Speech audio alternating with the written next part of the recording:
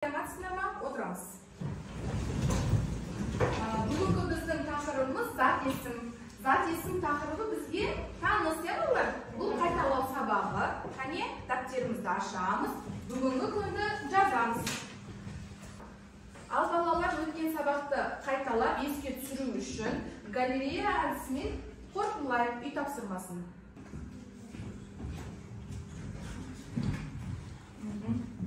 Aha.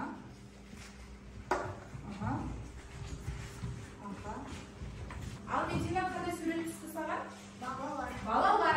Qani balalar 7 sebepga suratlarga қатысты salamiz. Balalar suragi qanday suratga javob beradi? Kimdir salamiz. Tamasha. Kelesi o'tiradi. Medina suratga qanday? Suratda ne bildiringiz? Beshilar surat qo'yamiz. Qay sebepga жатады? На суретте не бейнеленген? Сиыр сұрақ қандай жауап береді? Қандай сұрақ? Не? Сиыр дұрыс па балалар? Қай себепке жатады?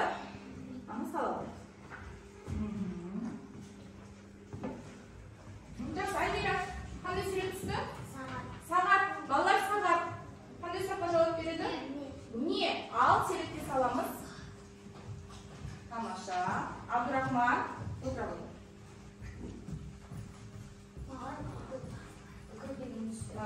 Özgür sıra. Sıra. Qanday sıra? Ne degan sıra javob? Dұрыс. Qay sebepga? Tamasha. Ne? O'qi, ya? Arsan qanday surat tushdi? Batırlar qanday suratga javob beradi?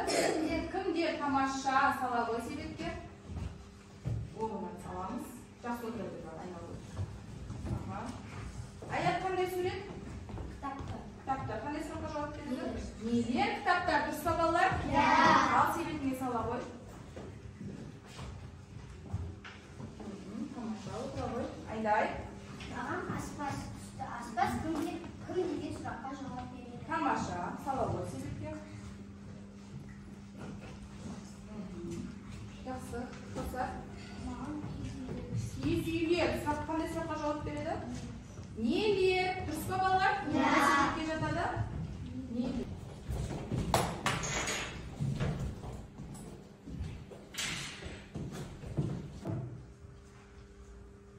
Балалар, жарайсыңдар? Біздің галерея әдісі іске асты ма? Түсінді ма? Зат есім тақырыбы есімізге түсті ма? Ал ендеше зат есімнің ережесін кім айтады? Қол көтереміз. Альмира.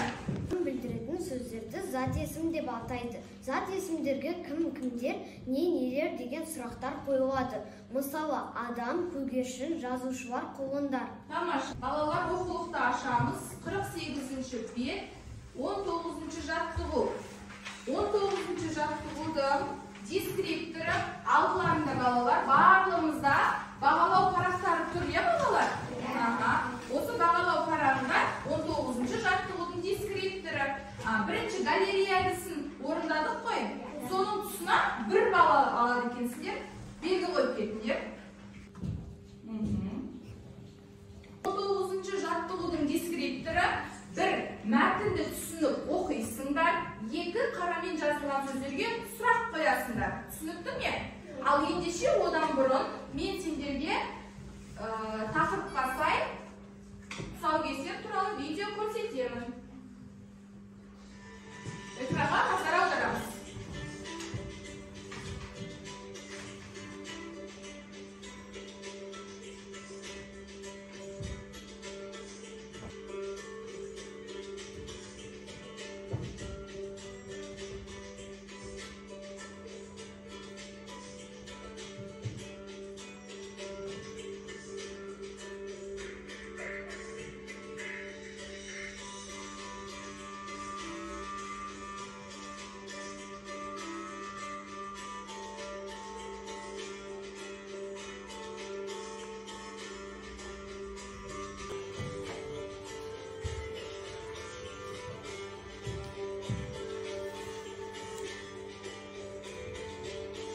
Балалар видеоны көрдік. Бұл жақта қай дәстүр болып жатыр? Қол көтереміз. Абдурахман. тұсаукесер дәстүрі болып жатыр. Ендеше біздің отырағы 19-шы жаттығу тұсаукесер дәстүрі. Мәтінді тыңдаймыз. Адамдар екі жаққа бөлініп тұрып, ортадан орын қалдырды. Екі әжіп тұсауын кесті. Осы сәтте үлкендер келеді. Берік ағам сияқты білімді азамат бол деп тілек білдірді. Тапсырма дискриптор орындалды. Бағалау парағына мәтінді мұқият тыңдадық. Белгі қояйық. Екінші балдар қошындарында. Ендеше осы тапсырманы қарамен жазылған сөздерге сұрақ қой деген тапсырманы жұптық жұмыс қылып орындаймыз. Алдыларында сөздер берілген. Осында сұрақтарын қойып жіберіңдер. Жарай ма? Төбесіне сұрақтарын жазыңдар ручкамен. Қалды ендеше.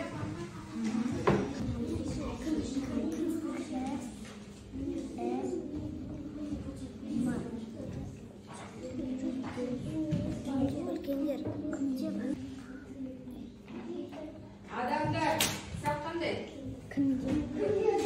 Тамаша, белгі беріліп жатыр. Тамаша. Жақсы. Абдурахман оқып жібер, Мери.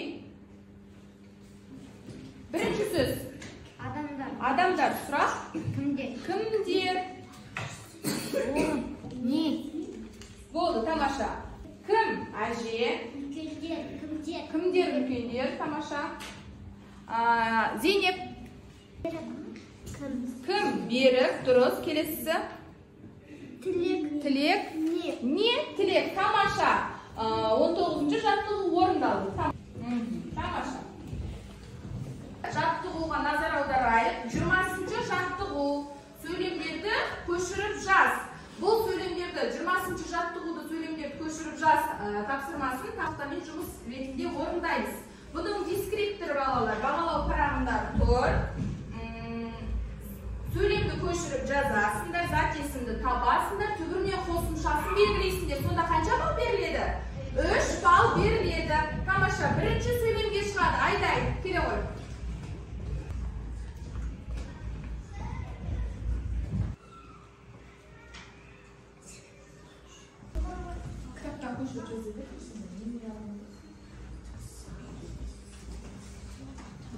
Тамаша. Тапсырмасын орындаймыз. Зат есімдерді бірінші табамыз.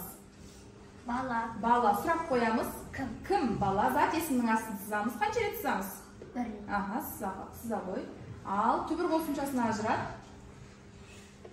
Бала. Демек түгел түбір екен, я? Келесі бар ма тағы да зат есім?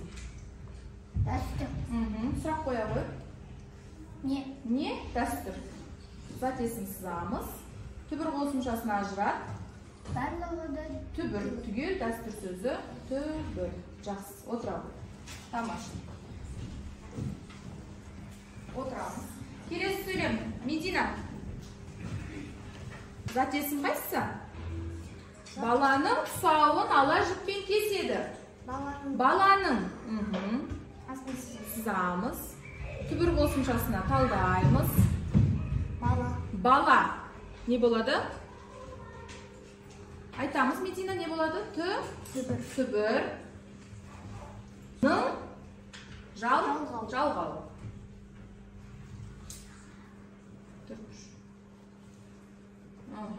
Тамаша. Келесі. Тағы да зат есім бар ма? Жіппен зат есім сызамыз астын. Түбірі бар ма?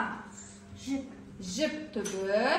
Пен жалғау. Тамаша. Отыралым. Ал балалар, ендеше бір сергіп алайық, жарай ма? Видеода көрсетілген қимылдарды қайталаймыз. Қайымыз ба? Ал.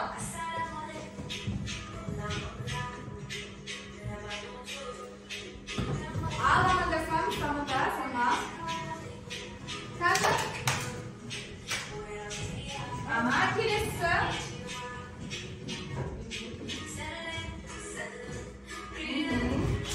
Тамаша. Қане амандасамыз,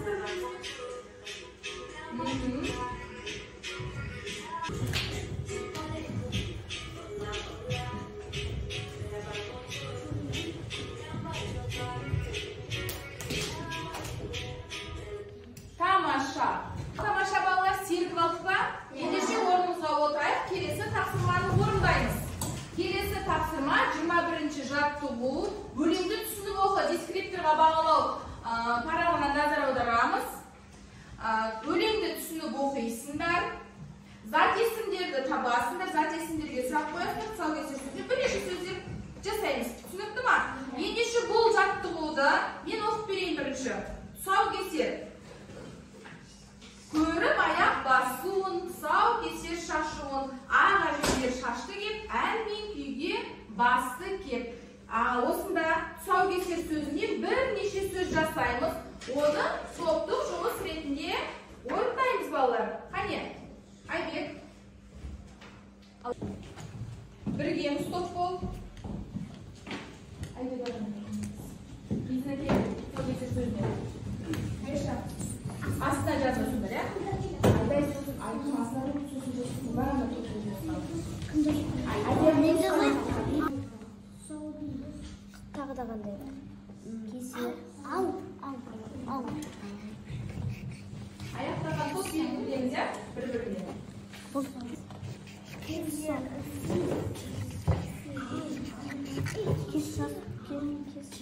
Жазылды.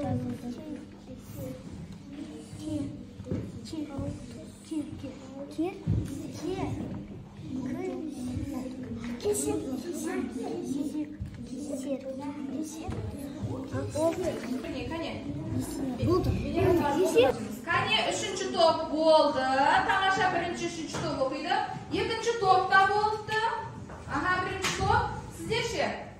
Болдық па? Тамаша барлық аяқтапты. Орындарыңызға отырамыз. Ендеше, Адина. Тоз. Сау. Сер. Кес. Ау. Сау. Тамаша. Тұсаукесер өлеңінде бірінші жолды оқимын. Көріп, аяқ басуын. Зат есім бар ма? Қол көтереміз. Зат есім бар ма? Айдай. Аяқ. Сұрақ қойшы. Не? Аяқ. Тамаша. Тұсаукесер шашуын бар ма? Не? Тұсаукесер. Тамаша. Ақ әжелер шашты кеп. Әжелер. Сұрақ қойшы. Кімдер? Тамаша. Келесі төртінші жол. Ән мен күйге басты кеп. Асарман. Ән не? Тамаша. Зат есім, иә? Жақсы. Отырсыңдар ма балдарыңды? Тамаша белгілеп отырмыз. Ендеше сабақты қорытындылау мақсатында долукаэдр әдісімен бүгінгі сабақ сіздерге ұнады ма? Тамаша. Ендеше қорытындылаймыз. Ал Айбек, саған қай сұрақ түсер екен? Тұрамыз.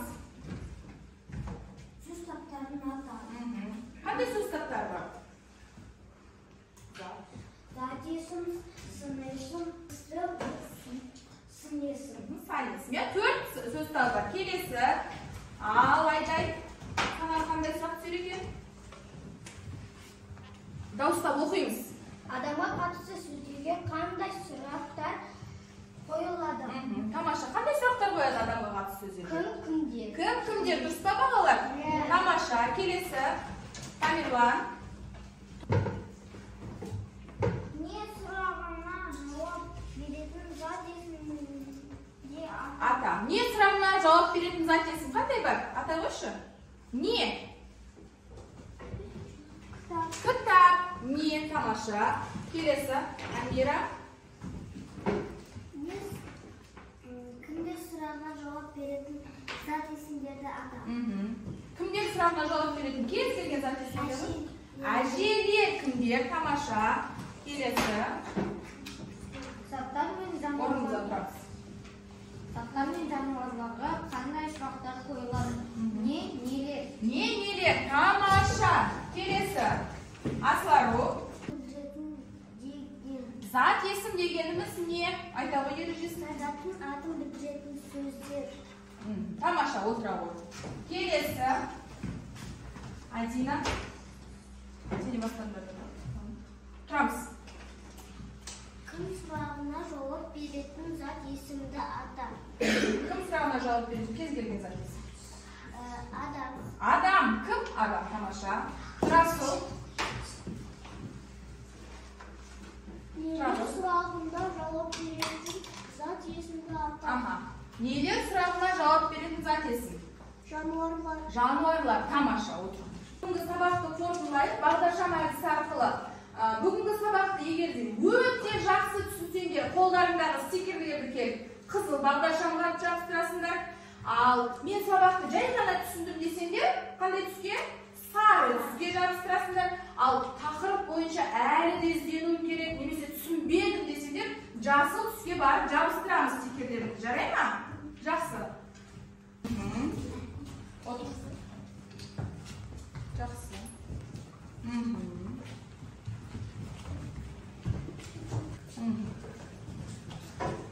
Тамаша. Тамаша. Барлығы өте жақсы түсінікті. Және де сабақты жақсы түсінгендер де бар екен.